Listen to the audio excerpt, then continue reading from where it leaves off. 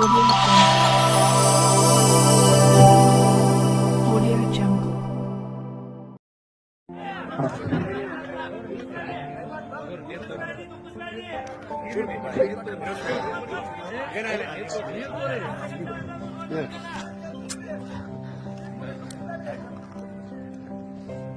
ಭೂಮಿ ಮೇಲೆ ಹೋಗ್ಬೇಕು ಗೊತ್ತಾಗ್ತದೆ. ಈ ತರದ ಗಿಡ ಎಲ್ಲಿದೆ?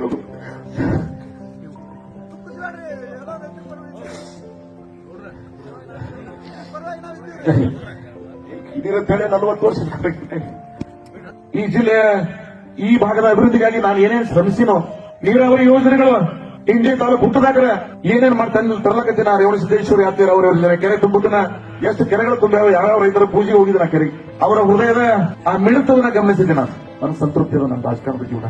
ಇಲ್ಲಿ ನೀರಾವರಿ ಮಾಡಿನ ಸಕ್ಕರೆ ಕಾರ್ಖಾನೆ 40 ವರ್ಷದಿಂದ ಪಾರಕಮಾಂದಾಗಿದ್ದನ್ನ ಗೋಲು ಗೊಬ್ಬಟ್ಟು ಮಾಡಿಲ್ಲ, ಅಸ್ಥಿ ಪಂಜಿ ಇದ್ದನ್ನ ಜೀವ ತುಂಬಿಲ್ಲ. ಅದಕ್ಕೆ ಇದೆಲ್ಲ ಜೀವನ. ಇಂಥ ಜೀವನಕ್ಕಾಗಿ ರಾಜಕಾರಣ ಮಾಡುದ ನಾನು ಏನು ಕಟ್ಟಿನ ಆಸ್ತಾಗದಾಗೆ ನನಗೆ ಧಿಕ್ಕಾರ ಅನಿಸ್ಕೊಳ್ಳೋದಿತ್ತು ಅಂದ್ರೆ ಎದಕ್ಕೆ ನನಗೆ ಆ ಪುರುಷಾರ್ಥಕನ ಇರಬೇಕು. ಆ ಶಾರ್ಟ್ಗೆ ನಾನು ಒಂದು ತೀರ್ಮಾನವನ್ನು ತಗೋತೀನಿ. ಈ ಸಂದರ್ಭದಾಗ ಬೇಡ, but I have decided it. ಸಾರ್ವಜನಿಕ ಬದುಕನಾಗ ನಮ್ಮಂತವರು ಬಹಳ ದಿವಸ ನಿಲ್ಲಂಗಿಲ್ಲ. ನಿವೃತ್ತಿ ಜೀವನದ ಕಡೆ ನಾವೆಲ್ಲ ವಾಡ್ತಾ ಇದ್ದೀವಿ. ನಾವು ಯಾವ ಪ್ರದೇಶದೊಳಗೆ ಎಲ್ಲ ಸಮುದಾಯಗಳನ್ನ ಎಲ್ಲ ವರ್ಗಗಳನ್ನ ಹೃದಯದಿಂದ ನಾನು ಪ್ರೀತಿಸಿದ್ರೆ ನೋಡಿದ್ರೆ ಆ ಭಗವಂತನೇ ಇಲ್ಲಿ ನೋಡ್ಕೋಬೇಕು.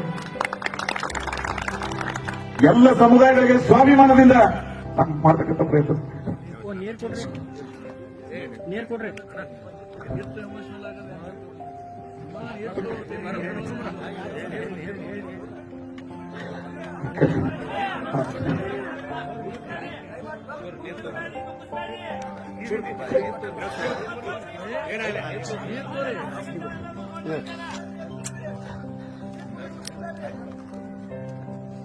ನಾನು ಭೂಮಿ ಮೇಲೆ ಹೋಗ್ಬೇಕು ಗೊತ್ತಾಗ್ತದೆ. ಈ ತರದ ಗಿಡ ಎಲ್ಲಿದೆ?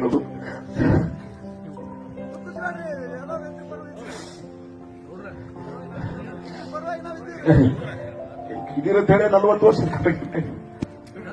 ಮೊನ್ನೆ ಇಲೆಕ್ಷನ್ ಆದ್ರೂ ಒಂದ್ ಸೈಡ್ 90% ಒಂದ್ ಸೈಡ್. ಯಾಕೆ ನಾ ಯಾರಿಗಾರ ಫೋನ್ ಮಾಡಿದ್ನು, 2 ಎರ್ಕಿ ಭಾಷಣ ಮಾಡಿದ್ನು, ನಾಮಿನೇಷನ್ ಮಾಡಿ ಹೈದರಾಬಾದ್ ಹೋಗಿನು, ದಿಲ್ಲಿ ಹೋಗಿನು. ಹೈದರಾಬಾದ್ ಒಂದು ಕಳಸರೋವರ ಪ್ರಾಜೆಕ್ಟ್ ನಾನೇನು ಎಸ್ಟಿಮೇಟ್ ಕಮಿಟಿ ಚೇರ್ಮನ್ ಇದ್ದೆ, ಅದನ್ನ ನೋಡುತ್ತೆ. ದಿಲ್ಲಿಯಾಗ ಮುಖ್ಯಮಂತ್ರಿಗಳು ಕೇಂದ್ರ ಸರ್ಕಾರ ವಿರುದ್ಧ ಒಂದು ಧರಣಿಗೆ ಮಾಡ್ಕೊಂಡಿದ್ರು, ಅದ್ರಾಗ ಭಾಗವಹಿಸಿದ್ರು. ಅಲ್ಲಿ ನೇರವಾಗಿ ಚರ್ಚಾಣಕ್ಕೆ ಬಂದಿದ್ರು. ನಮ್ಮ ತಾಯಿ ಕರ್ಕೊಂಡಿದ್ರು, ಇವ್ರ ಮನೆಗೆ ಹೋಗಿ ಮಾತಾಡಿಸಿ ಇಬ್ರು ಕೂಡ ಚರ್ಚಾಣ. ಬರೇ ಒಂದು ರಿಕ್ವೆಸ್ಟ್, ಚರ್ಚಾಣದ ನಂತರ ಇಂಡಿ ಒಂದ್ ಸೈಡ್ ಬರ್ತಿತ್ತು. ಈ ತಾಲೂಕಿನ ಜನ ಹೃದಯವಂತರದಾರೆ. ಈ 4% ಅದ್ರ ಏನ್ರ ಮಾಡಿದ್ರೆ ಏನಾಗಂಗಿಲ್ಲ ಅಂತ ಗೊತ್ತದ ನನಗೆ.